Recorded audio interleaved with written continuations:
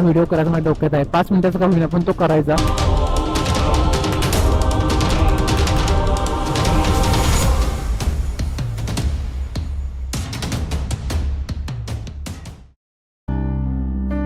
कोकणातील सह्याद्रीच्या कुशीमध्ये अत्यंत घनदाट आणि निसर्गरम्य ठिकाणी असलेले हे श्री क्षेत्र मार्लेश्वर. श्री क्षेत्र मार्लेश्वर हे एक महत्वाचे तीर्थक्षेत्र रत्नागिरी जिल्ह्यातील संगमेश्वर तालुक्यातील मारळ या गावाजवळ वसलेले आहे. इथे निसर्ग निर्मित गुहेत भगवान शंकराचे जागृत शिवलिंग आहे. मारळचा देव म्हणजेच मारळ आणि ईश्वर असे म्हणून या जागृत देवस्थानाचे नाव मार्लेश्वर असे पडले असावे. मार्लेश्वरला जाण्यासाठी एसटी बसेसची सुविधा आहे. कोल्हापूरहून येताना आंबाघाट, कळकदरा येथून खडीकोळवण मार्गे मार्लेश्वर सुमारे 20 किलोमीटर अंतरावर आहे. तर रत्नागिरीहून अथवा मुंबईहून येताना देवरुख हातीव मार्गे सुमारे 18 किलोमीटर अंतरावर मारळ हे गाव आहे.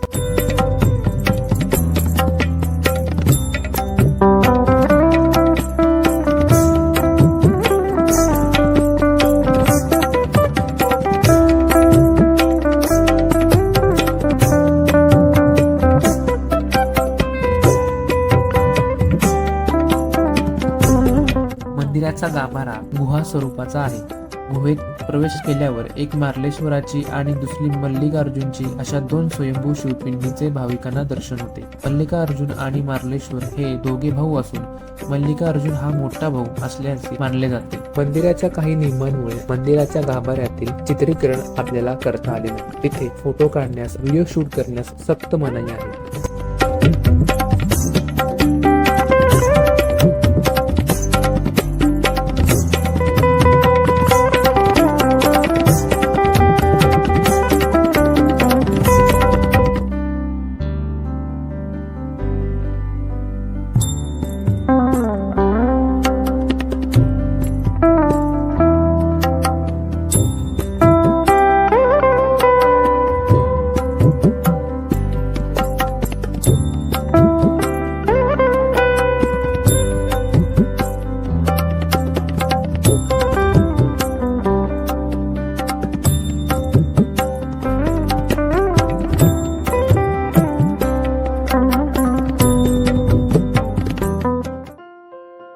मार्लेश्वर मधील प्राचीन शंकराचे मंदिर पाहून झाल्यानंतर मी आता निघालो होतो संगमेश्वरच्या दिशेने.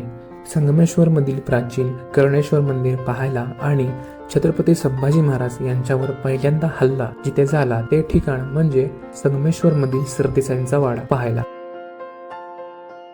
महत्वाची जागा आहे. आता आपल्या संभाजी महाराजांना, छत्रपती संभाजी महाराजांना तिथं पकडलं होतं. पहिला हल्ला तिथं झाला होता संगमेश्वर. आपण आता इथपर्यंत आलोय तर आपण संगमेश्वरला भेट देऊन गेलंच पाहिजे. पण संगमेश्वरचा जो ब्लॉग आहे त्या सरदेसाईंच्या वाड्यांवर जे काही आपण आता शूट करणार आहोत किंवा त्याची माहिती घेणार आहोत त्याच्यावर मी चांगली अजून माहिती घेणार, प्रॉपर व्हिडिओ करणार आहे मी तो. आता माहिती घेऊन मी लगेच तुम्हाला सांगू शकत नाही. तो पण एक मोठा व्हिडिओ करायचा माझ्या डोक्यात आहे. 5 मिनिटाचा का होईना पण तो करायचा.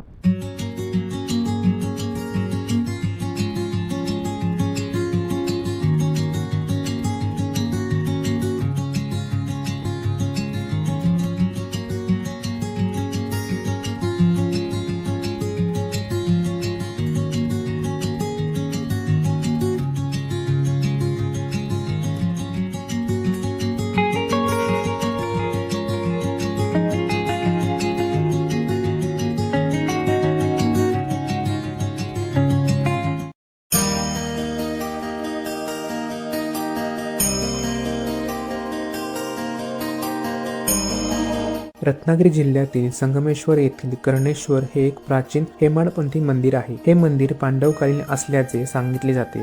देवीने दिलेल्या आदेशानुसार एका रात्रीत हे मंदिर बांधण्याचा संकल्प पांडवांनी केला होता. त्यानुसार या मंदिराचे बांधकाम करण्यात आले होते. गोवा महामार्गाजवळ असलेल्या संगमेश्वर तालुक्यातील कसबा भागात प्राचीन मंदिरे पाहायला मिळतात. या भागाला ऐतिहासिक महत्त्व देखील आहे. औरंगजेबाने छत्रपती संभाजी महाराजांना याच भागात अटक करून तुळापूर येथे नेऊन त्यांची क्रूर हत्या केली होती. कसब्याची अशी वेगळी ओळख म्हणजे येथील पांडवकालीन श्री कर्णेश्वराचे हेमाडपंथी मंदिर. पांडवांनी अज्ञातवासाच्या काळात 6वा भाऊ कर्ण याच्या स्मरणात या मंदिराची उभारणी केली अशी आख्यायिका येथे प्रचलित आहे. म्हणून हे मंदिर कर्णेश्वर नावाने ओळखले जाते. मुख्य मंडपात प्रवेश करताच नंदी आणि त्यानंतर शंकराच्या मूर्तीचे दर्शन घडते. वास्तूचे काम सुरू असतानाच पांडव येथून निघून गेले आणि पुढे शिलाहार राजाच्या काळात शिखराचे काम पूर्ण करण्यात आले, अशी माहिती मंदिर व्यवस्थापनाकडून मिळते.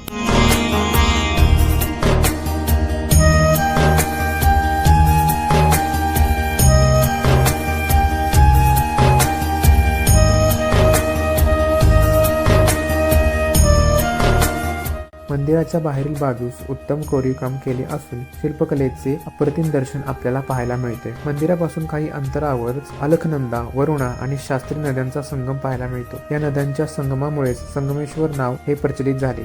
संगमेश्वरापासून 2 किलोमीटर अंतरावर अत्यंत रम्य परिसरात असलेले हे मंदिर उत्तम स्थापत्य कलेचा नमुना आहे.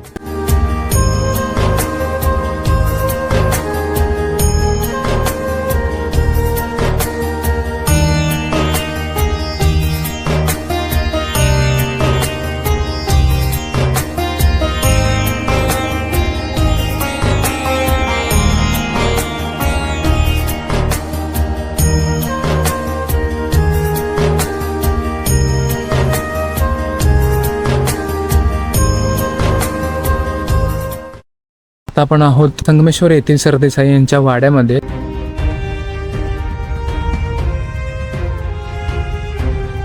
आपण आता तो वाडा थोडासा आतनं पण बघूया.